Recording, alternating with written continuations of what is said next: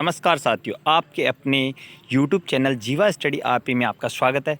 साथियों, आज आपके लिए बहुत ही अच्छी एक ब्रेकिंग न्यूज आई है। साथियों, जो ग्रेजुएशन लेवल की जो एग्ज़ाम होती थी, जिनको अधीनस्थ बोर्ड करवाता था, उनके लिए और एक CET नाम की एक कॉमन एलिजिबल टेस्ट के नाम से कोई एक एग्ज़ाम होनी है, जिसका आज विज्ञापन जारी किया गया है। और उसमें बताया गया है कि जो मतलब कैटेगरी निर्धारित की गई थी, एक ग्रेजुएशन लेवल की थी और एक 12th लेवल की थी।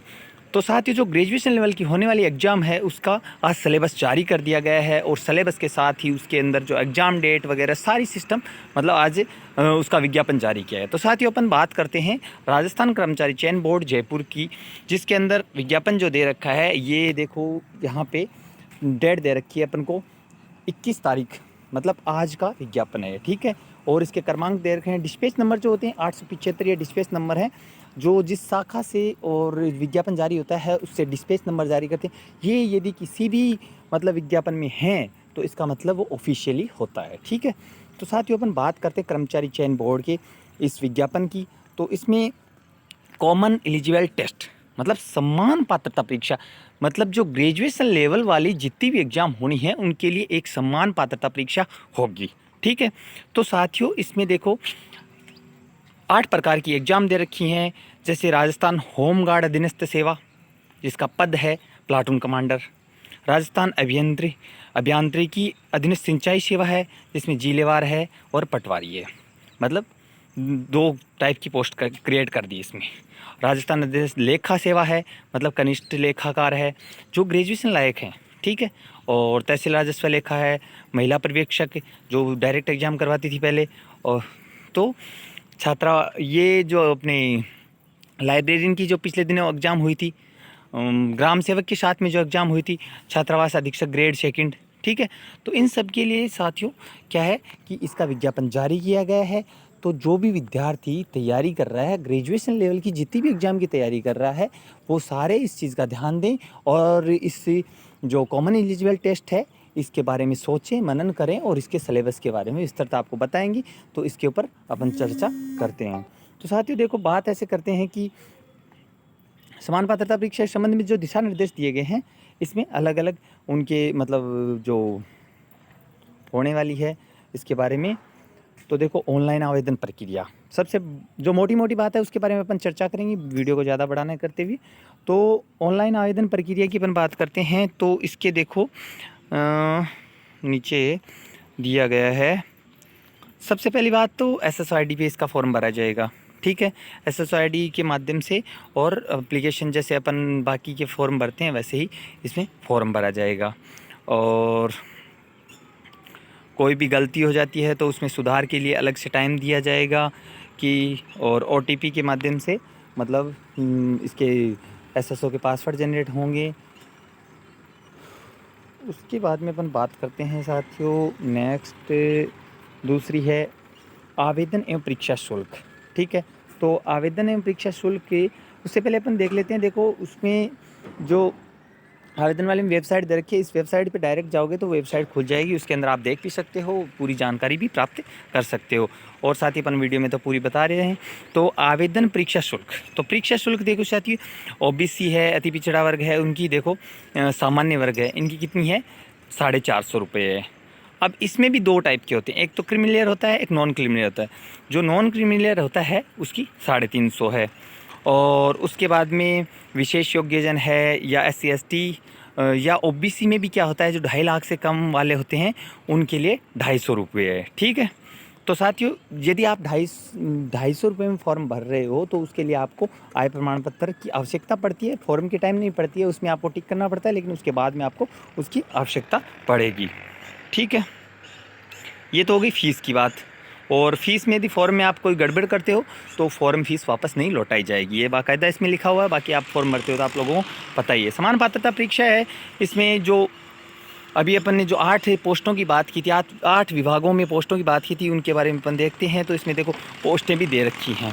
संभावित पोस्ट है जो गृह रक्षा विभाग है, इसमें प्लाटून कमांडर है, इसकी 43 पोस्ट बताई गई है, ठीक है।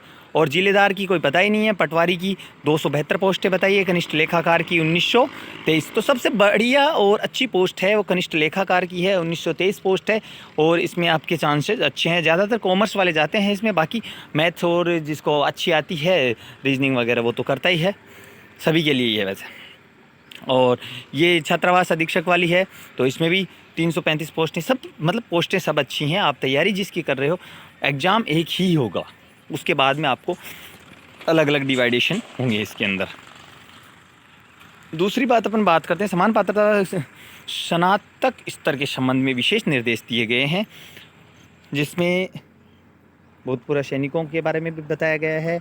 और आगे चलते हैं अपन, अलग अलग कैटेगरी बताई गई हैं, वो तो आप सभी को पता ही है। अब इसमें देखो पात्रता किसकी क्या पात्रता है और कौन कैसे भर सकता है फॉर्म, और शैक्षणिक योग्यता क्या क्या चाहिए। तो देखो साथियों, इसमें महिला अधिकारिता, जो महिला पर्यवेक्षक की जो पिछले दिनों आई थी पोस्ट, जिसकी बहुत ही कम मेरिट गई थी क्योंकि दिनेश बोर्ड ने पेपर करवाया था और बहुत ही टफ पेपर आया था।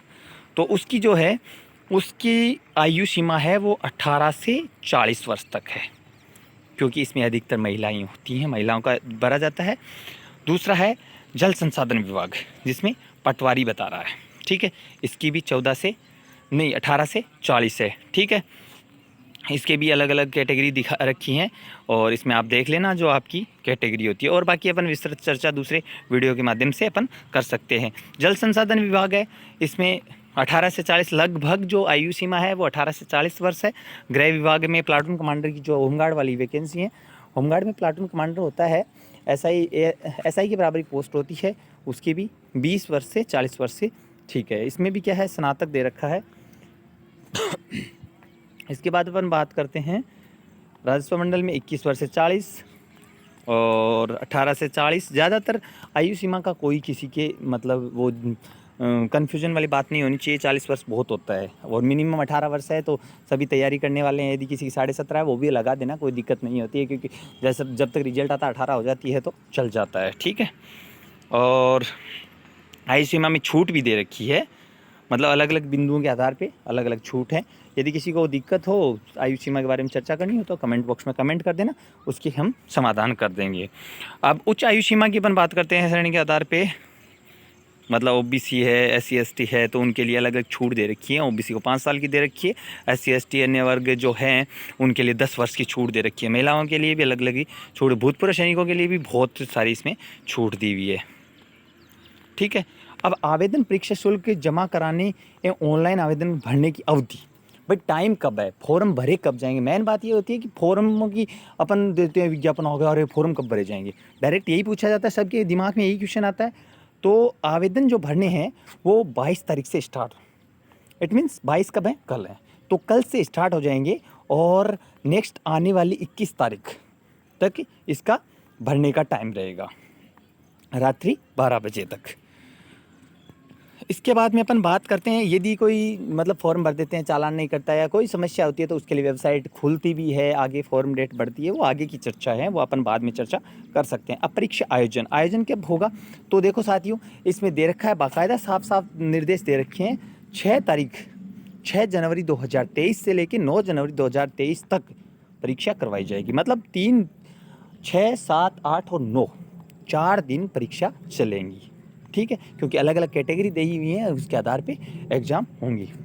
उसके बाद में अपन बात करते हैं, परीक्षा का आयोजन हो गया, आयोजन के बाद में प्रवेश पत्र।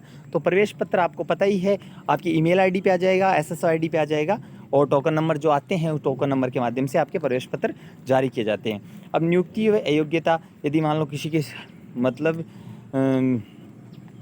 किसी प्रॉब्लम्स है उसकी बात कर रखी है, ये डिफेक्ट जो होते हैं PH में आते हैं, या फिर कोई परित्यागी होती है महिला वगैरह, उनकी बात है।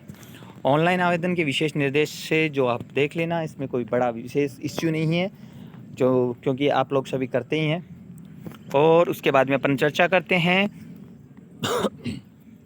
ऑनलाइन आवेदन से संशोधन प्रक्रिया के लिए फॉर्म में मान लो कोई गड़बड़ हो जाती है, तो उसके लिए संशोधन की प्रक्रिया की डेट आती है कि कब से कब तक अपन संशोधन कर सकते हैं, ठीक है। तो संशोधन करने के लिए उसके अंदर क्या होता है कि आपको एक फॉर्म भरना पड़ता है, और जो फॉर्म की लास्ट डेट के 7 दिन के भीतर आपको मतलब इसका अलग से खुलेगा पोर्टल और उस पोर्टल पे आपको संशोधन कर सकते हो, और संशोधन की 300 रुपये फीस दे रखी है। ठीक है, आवेदन में यदि कोई गलती होती है तो उसके लिए भी समाधान है। और उसके बाद में अपन बात करते हैं समान पात्रता परीक्षा स्नातक स्कीम पाठ्यक्रम। अब पाठ्यक्रम की अपन बात करते हैं तो सबसे बड़ी बात ये है कि आप लोगों को भाई कितना इसमें क्वेश्चन कितने आएंगे, अंक कितने होंगे। तो साथियों सबसे बड़ी बात इसमें ये है कि आपका 3 घंटे का एग्ज़ाम होगा। 3 घंटे के एग्ज़ाम में आपको 150 क्वेश्चन मिलेंगे। प्रत्येक क्वेश्चन है उसके 2 अंक होंगे, और इसकी जो माइनस मार्किंग होनी है उसके बारे में भी इसमें नीचे साफ साफ स्पष्ट शब्दों में नोट लगा के लिखा हुआ है कि नकारात्मक अंक नहीं किया जाएगा। अर्थात अधीनस्थ बोर्ड पहली बार कोई एग्ज़ाम करा रहा है जिसके अंदर माइनस मार्किंग नहीं होगी, जबकि सभी में 1/3 माइनस मार्किंग होती है। ये आप लोगों को सभी को पता है, आपने और भी एग्ज़ाम दिए होंगे। अब बात करते हैं अपन सिलेबस की। तो साथियों सिलेबस जो है इसमें इसके बारे में अपन थोड़ा बाद में चर्चा करेंगे। और साथियों सिलेबस कुछ ज़्यादा बड़ा तो नहीं है, लेकिन सिलेबस के अपन देखो अलग अलग अर्थव्यवस्था वगैरह दे रखी है, और तार्किक मतलब रीजनिंग भी, विज्ञान प्रौद्योगिकी के भी चैप्टर दे रखे हैं, हिंदी के भी दे रखे हैं। तो अपन जो इंग्लिश के भी दे रखे हैं, हर जो सब्जेक्ट जितने भी सब्जेक्ट है ना उनके डिवाइडेशन कर रखे हैं कि इतने क्वेश्चन कितने नंबर के और कितने कितने किस में पार्ट में से आएंगे। ठीक है साथियों, यदि आपको ये वीडियो अच्छा लगता है तो आपसे लाइक शेयर करना ना भूलें, और कमेंट करके आप ज़रूर बताएं आपको कोई समस्या है या किसी चीज़ के बारे में पूछना है तो कमेंट ज़रूर करना। धन्यवाद।